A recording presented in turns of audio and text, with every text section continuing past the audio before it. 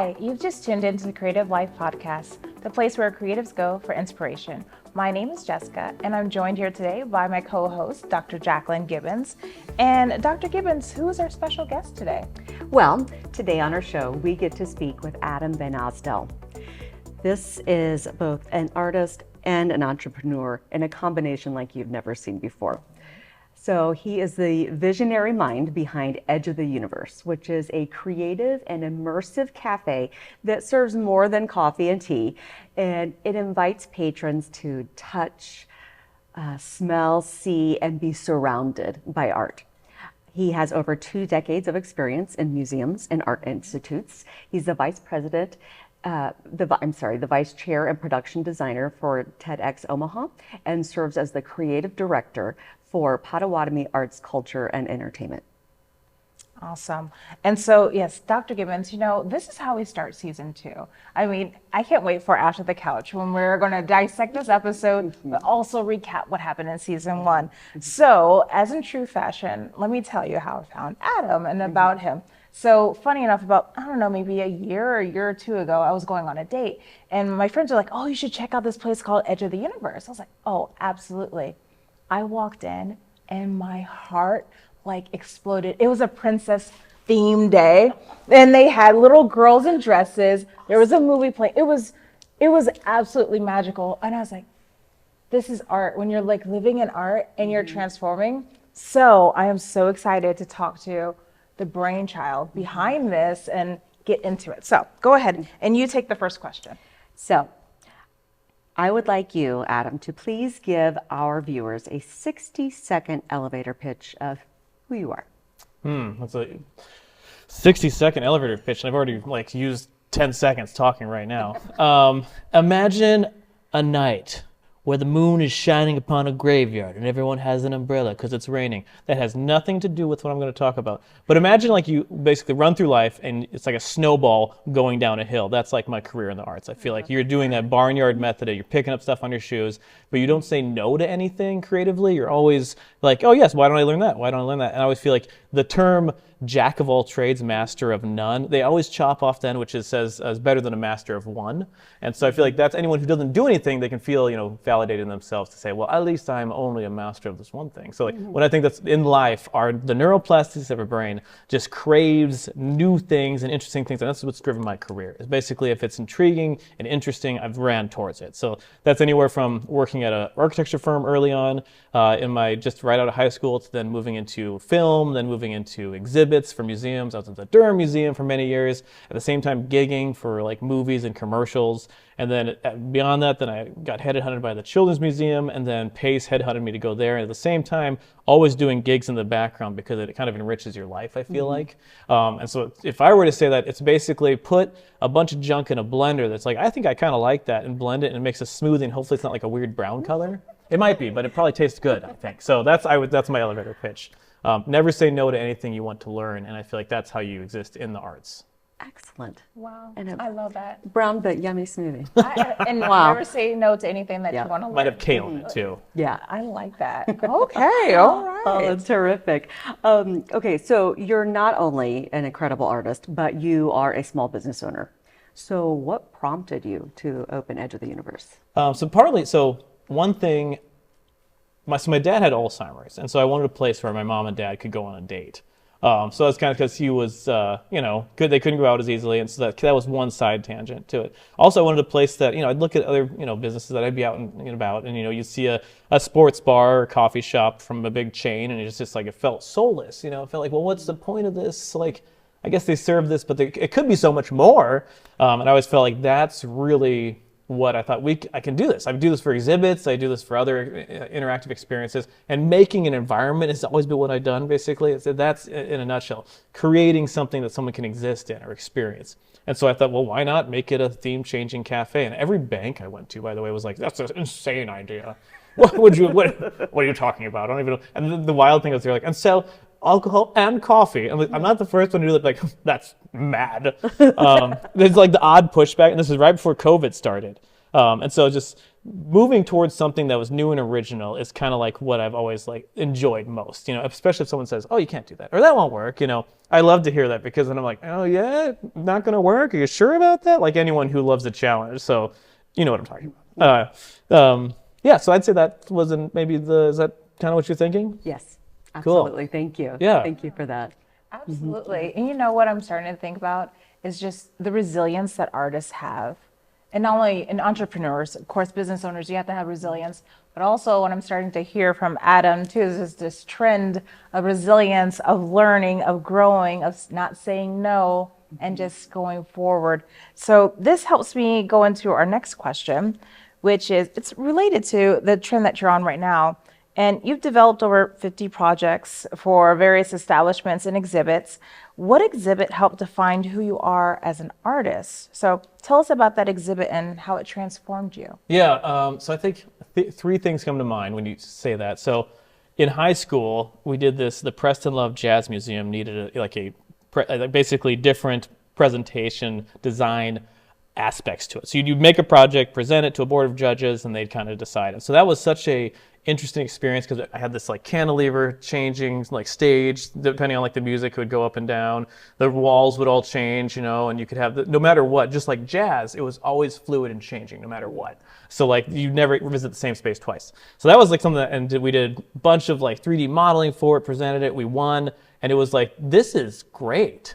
So then I went into exhibits, and so the other exhibits, we did this one that it's called, it was Worn with Pride, I think it was. It was a military garb outfit. So it had anything from like uniforms to, combat outfits, that things were in combat, and it told a story from early on up until like modern day, like, military regalia. But, I thought that was too polished, and so all the stages would reflect the combat. So the Vietnam one was all just like, it was mud, and it was just like turned up, and then the World War II one had busted, broken, burned brick. So you'd have these like pristine like military outfits, but on a stage that was like kind of almost destruction, showing the terror of war. Because there's two sides that, and I think if you don't examine the other side, there's nothing to it. So that's probably the second one. The third one, I love doing the project at the Children's Museum. It was for a new science center, is what I'm trying to say. And so we decided to make it a narrative experience, like a storybook. And so you learn science by going through time and space, like a good Doctor Who concept. You had to fight the evil stagnator that wanted to stop all human progress. And so as a kid visitor, you'd go through the different exhibits. And if you picked up on the storyline, great. If not, no worries. But it helped guide us. And so you'd go through and you could jump on a giant guitar to make like sound waves on this big metal plate. There was a giant Grace Hopper head that you could go in and pilot. And that part of the story was that, so someone had tripped on a cord to the internet, and you had to pilot the giant Grace Hopper like droid or like Superbot, like Power Ranger style, and then that would allow you to recreate the internet somehow. We will work out the details later. But like and then there's a big cave we made, and so the thought is that you would experience time, space, science, this good interactive experience. And that one was so fun to make. There's a lot of sculpting. And a lot of like interactive hard science exhibits, which I love. We made a vapor tornado, which no one said we could do that. And we did. The company that we worked with, and they're really great, but it's like, yeah, you won't be able to do that. And we did it. And so it was like such a good experience. I remember that being like, and it was not like that I proved anyone wrong. It was more like, we did it. Like it wasn't like it was just because we kind of put our, nose to the grindstone on it, So, and kept that playfulness through all this. I think that's really what matters. You have to keep the playfulness, or like you have this, like, let me tell you, let's get serious and have some seriously good ideas. I don't think anything ever good comes out of that. Like, nothing like, we're going to have some really good ideas, guys. Like, so it needs to have that playfulness. But anyway, yeah. Wow. I'm going to go back to your first memory, the one about the Loves Jazz. And so think about if there's a viewer out there and it's a younger child or someone in high school. Tell me about the skills that you developed in that early experience that you had, especially. It just feels like it was very experimental, but also a core memory as well. Can you dive in deeper for people who are trying to get that experience? Yeah, so the big thing with that was that if you have something that, and this is, I'm going to misquote it, but, what's his name? Under Pressure, David Bowie. David Bowie has this great quote. He's like, I always feel like artists do best when they're like kind of out. They're not in the shallows. They're deep enough to where they're just kind of touching the ground. And so I think something really good happens there. And when you're early on in your creative career, that's always happening. And it should always happen. You should be okay with that. We're just more uncomfortable with it, as I feel like, as more mature adults as we get older and older. But with that, I love the experience of having to like basically research this person who was so pivotal to a community, who was known by people who knew him, but didn't know him outside of that. And so just having someone with such a national recognition come from where I came from, and to be able to work with the concept of what jazz meant in a physical manifestation, that was really cool. And there was I had one architect, I got this scholarship. He was this elderly gentleman, and he was very much curmudgeonly, but he had the best quote. He was like, you don't make any money at being an architect. Like, he was just so like, aren't you supposed to like motivate me to be an architect? He's like, yeah, it's not going to be good. And I'm like, okay. Anyway, but he said, I always feel like architecture is music frozen in time. And like he said, I'm like, that's really good too, out of this like doom and gloom. And then where'd that come from?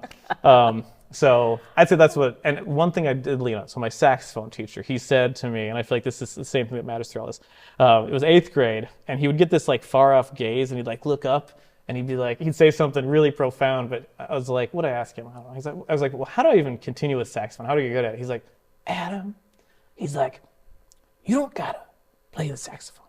You gotta just pick it up every day and say hi to it. And it was like, it like stuck with me. It's like when the music stops in the movie and you're like, and it pans back and you're like, and that's how I didn't keep playing saxophone though, unfortunately. So sorry, wherever he is. But I feel like that's what it is. You're looking for that novel experience that I don't know, but I could figure it out. And that is so powerful and fun for a young creator. I can figure this out. I don't care if I fail at it. So yeah, and then a big whine there that kind of answered the question. No, you did. I think you did, absolutely. One, you connect it to experimenting, but also I like the analogy about being just deep enough that you can touch the ground.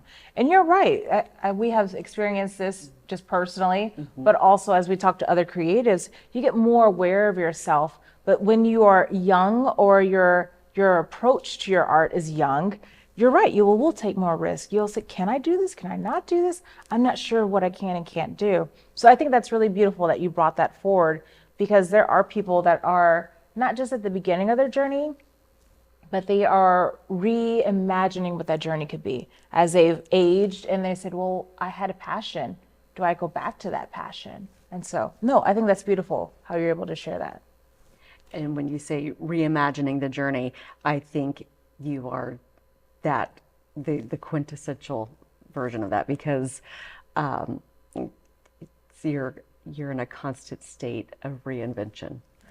I think it's super important. Yeah, I think, and well, you have to be okay. That's where it's like ego. So I worked with a lot of artists throughout my career, and I think the worst place to be as an artist, we'll say, is the other side of that is I'm so self-loathing. Like I hate myself. I don't make anything good, or I'm so concerned about what the other person's making, and it's like dark energy. I feel like, opposed to hopeful energy. Of course, I want to just challenge myself. I want to just see where I go. To me, that's where Alan Watts, he's got all those great like talks. I don't know if you've ever heard him. Anyone who knows, like, oh yeah, Alan Watts. Big in the psychedelic movement, but he has this one the talk that what makes you itch, that I'm sure 100 people have seen it if anyone watches this again. But like, it's don't worry about the money, and basically seek the passion a little bit. And now, of course, in a perfect world that works. But at the same time, I think that's what that, we'll say, curmudgeonly architect, God love him, was saying. He's like, don't make it about the money, or else you'll be burned out too fast. You won't get the results you want. You won't play the long game, So like learning any skill, you want to learn it fast. And I just feel like it's like, incubating, like wine. So you don't realize you know it until 5 years later, you're like, oh, wow, I do know that, I guess. So, but. Right. And then kind of at the same time, you also don't really arrive to knowing it all. Yes. I feel like you never get there. Anyone as a doctor probably gets that too, especially. Like, what is it? They call it the permanent head damage, because you just are so fixated on this thing and you'll never know enough. And I feel like that's the pursuit of an academic purpose or any practice in life, any truth in life. Anyone who's wise knows they don't ever know it. And that's what I think, that's the joy. And that's where you make your best work, is I don't really know. So. Right. You've already touched on so many incredible experiences along the way. If we go way, way back, is there a core experience or memory where you can say, it was at that moment that I knew this is what I need to pursue. This is my joy. Yeah, I think so. A couple things pop in. So my mom would do these art shows, volunteer for Holy Name, where I went to school, and she volunteered, taught them, and then she'd prep all the work, and we'd be there late at night. I just assumed everyone just did that, like, oh yeah, people just stay at school until way late doing art shows. And she'd do a big flower arrangement, cheese balls, and she wanted to make sure all the kids' work was presented in an art show fashion. Because I mean, a lot of people, they may never get that experience to have their work on a wall. And like viewing anyone who does something for the first time, it's like, oh, I can do that, or like I've done it at least once before, to remove that neophobia. And so I feel like doing that stuff with her, I didn't know the importance of it, but I was almost like in, we'll say, boot camp for doing creative work. I know she said that, she felt like she gave up her art career because she said her biggest sculptures were then her kids. And I feel like that was so pivotal, and so I'll always look back on that. Another point is when I decided to be a zombie in 3rd grade, and I bought all the FX makeup stuff, and I was like, this is cool. I'm a dead guy, peely skin. I don't know, that really I was like, this is nifty. Anyway, so that comes forward too. I love that. Well, since we're talking about FX, special effects, you actually tell us about your experience working on the film Lucky. That is streaming, you can find that streaming on Netflix and other platforms. But since we're talking about special effects, let's jump into your experience working with that film. Yeah, I feel like that was definitely like a bucket list item. Like I kind of do go through life kind of like, oh, I did that item, it's off the list now. So I applied for it. It actually was a Craigslist listing. And I was like, well, I don't know what I'm showing up for. So I sent in my application and my resume, and they called me in, and I had like this big binder of my work and process, and they were listening, and they're like, well, that's great. Like, you're the only one who brought like examples in, so we're going to hire you. And so then it was like, a whole summer of this production, and it was props, and I basically said, I also can do FX makeup, and just, basically offer that and gave some examples, which, talk about an important thing, is always having examples ready. Just like, you're not tooting your own horn, you're like, I have an example, so you just remove that bit of neophobia from someone who's going to hire you for work. And again, it's just like, it doesn't matter if they like it or not. It's like, here's my brand. If it works, wonderful, just like hiring a plumber. I have these examples. And so, yeah, going through that, we had a huge trailer where we had anything from like, fake cigarettes to like a Glock to like dead bodies and it was a murder movie. Tom Hanks' son, is a murderer who wins the lottery by murdering someone. Don't want to give too much away, but anyway, and then he wins the lottery. And so it's kind of feels slow. It's almost about Schmidt kind of feeling. Did you ever watch that movie? It's very slow, but then at the end it kind of catches its rhythm. It's like, oh, this is really funny. And you see Colin Hanks' humor come out at the end too. And so it was multi-site locations every day, and basically always some chaos during the day too. So that was kind of cool. But we had this little bird. It was a stand-in for the real bird, which never work with animals and kids, they say. Well, this bird was the stand-in for when the bird couldn't be in the cage, and it got knocked over, and it was this resin. It was pretty tough, but it shattered. And so then I'm like in the garage, doing Humpty Dumpty back together with this little thing, because everyone's don't want to hold up production. And then what's his name from Arrested Development? He plays Pop. Anyway, he's the detective in it. Interacting him was great, because you'd have lunch with these people and Mimi Rogers was in it too, and a few other people that, they're a solid actor, and you just, I felt like it was kind of nice to be able to say, oh, I like your work, and then that was all you would do. So with the FX makeup side, the one thing too is you're always in everybody's personal space, anyone who's ever done makeup, right? And so like the biggest lesson is with that is just making sure the person is comfortable and talking to them the whole time, and just like basically you're telling them what you're going to do, how it's going to happen, checking in with them each step of the way. Same with props too, and just like you want to make sure that their comfort is met, and that's how I feel like you exist in that world, and you try to anticipate their needs, and that's, I think, besides the work, it's such a human interaction that if you forget that, then it's like there's no point, because you're not servicing the person as an actor outside of like the visuals of a camera. So anyway, yeah.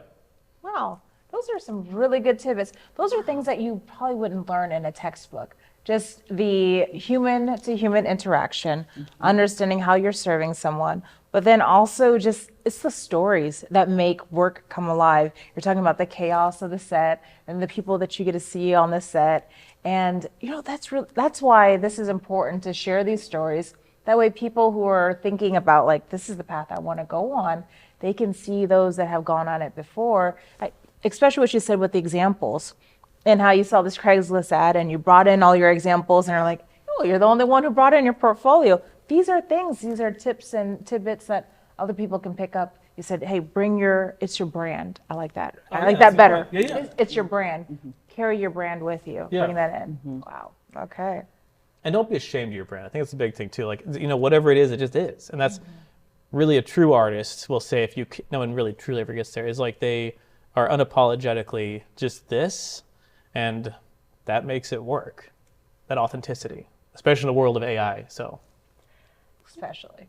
Which makes me wonder, as an artist who is in a constant state of reinvention, how does one brand themselves? I think that just happens like by default. I think I think by trying to create a brand, you've already basically ruined trying to create a brand in your own personhood. So like, because then you're simulating yourself, and that's not like playing a role. That's different. Actors, they play a role, and that is their brand, no matter what they do. And you look like a Gary Oldman, and all those who are very authentic, long-running actors. Like they are kind of always themselves. They can be method, but the thing is, they're always just being authentic to themselves. So like, I feel like that's when developing your brand, you are just doing what you do. If look at Steve Jobs, only wore one T-shirt, that's his brand. It was because it was efficient, and then like you look at someone like Grace Hopper, the mother of computer science, and like just questioning the system was her brand, but that's who she was. And I feel like that's what makes it work, is that it's that you're almost acting on impulse in a way. So as long as it's not destructive, I guess that's the other side of it. Don't become destructive for yourself and others. No, absolutely. Right. Yeah. All right. And so we're talking about brands. And then on your website, you have a personal statement that says that education is central to the arts. Can you elaborate on what you mean by that statement? I think that the worst place you can go is thinking that, and I feel like the movie Iron Man kind of touches on this with that good quote when he takes like the arc reactor out of him. He said, "Tony, just because you have an idea doesn't make it yours," and he like rips it out and steals it. And I feel like that's always the greatest fear of a creator. It's like someone's going to steal my work. But I was telling a young artist and to myself too, but you are also the generator. You create it. They're going to have to keep just stealing, like they say great artists steal. But at the same time, no, great artists get inspired by it and they riff off of it like jazz. They're like, oh, what are you playing? Oh, I'm going to play that too, So I think that that's where art really works, and the way like tech inspires art and art inspires tech is because you don't have to think about it in that respect, and you're not worried about not being original. And it's because you are the originator of all of your own thoughts. No one can be in your head, and that's so cool. So. Wow. Oh, you're right. I like that, especially. And I'm just going to go on a slight tangent and bring us right back. But there's a lot of conversations and arguments too about AI and art, and can AI be a creator or not? And it could get very scientific if you want to take that answer. But also when you're in an educational space or when you're learning as well and you're sharing art, you're sharing ideas. I really like your music analogy with jazz and how you're riffing, how you're changing, how it has all these different sounds and parts and harmony that's coming together. That's a really beautiful way to talk about art, the process of it, but also the inspiration as well as being the generator of it too. Because there is that tension. I don't think anything comes from nothing. No, you're absolutely right. And to due diligence, I feel like any creator, they have to teach someone else. That's like you shouldn't leave this world having not taught someone something. It's simple humanity. We were teachers. That's how we existed for millions of years. We always taught the next generation something. So, no, that's absolutely important. And circling back to the inspiration and the jazz riffing, and taking that inspiration from someone, but then you're making it you, and you're creating that authenticity. This is your version of it. This is how you interpret it. Because while I would imagine, like you said, there are plenty of artists who have the fear of someone, stealing their ideas. Is there also a fear of artists do artists fear that someone would think they stole someone else's idea? So like, I think always. Yeah, I don't think that ever goes away. But the way I see this, in existing, in reality, you do that. Because anything you look at, well, I've just stolen that, we'll say. Or anything you hear, well, I've stolen that. But the thing is, as long as you are making it your own, I think this is why artists should not be afraid of AI, because ultimately that'll be like a calculator. It'll support something to create something else. it'll be a highway for something. It'll allow independent creators to do something greater that they would maybe not be able to do ever. And so I think as long as you due diligence, that you say that you exist with all this stuff around you, you're pulling ingredients, like I think you're acknowledging it, no matter what, you're going to steal, I guess, unintentionally by just learning anything. Anything you learned, I guess, could be a theft or it could be an inspiration. So, yeah. Awesome. Well stated. Well, this has been an amazing conversation. I can't believe that we're actually getting to the end of our show, but this has just, Adam, you were a gem. And I like how you're saying that I know, right? But you guys are too. It's so beautiful how you're talking about sharing to the next generation. And so I hope that that all our viewers at home, as you're watching this or you're listening on wherever you find your podcast, Spotify, iHeartRadio, the list goes on. I hope that, one, you learned something from tonight, but also I hope that you share this with somebody else. Like it, share it, comment, because this is some really good stuff. I can't wait to go on the couch. I know. But really, I really enjoy you coming on the show tonight and helping us learn, grow, and just get a peek behind the curtain of what you're doing. So Dr. Gibbons is going to ask you our final question and sign us off.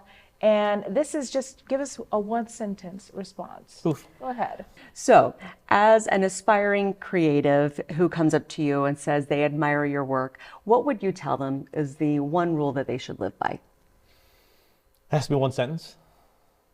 Two? Okay, I don't know. I'll do my best. It could be a run-on sentence. We won't edit.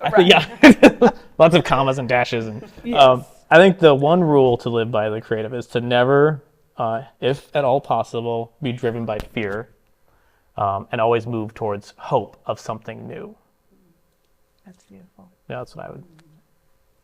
I think that was one sentence. Oh, what? Oh, cool. Well, I think you did. wow. All right, you want to sign us off, Dr. Gibbons? Yes. Thank you so much, Adam, for joining us.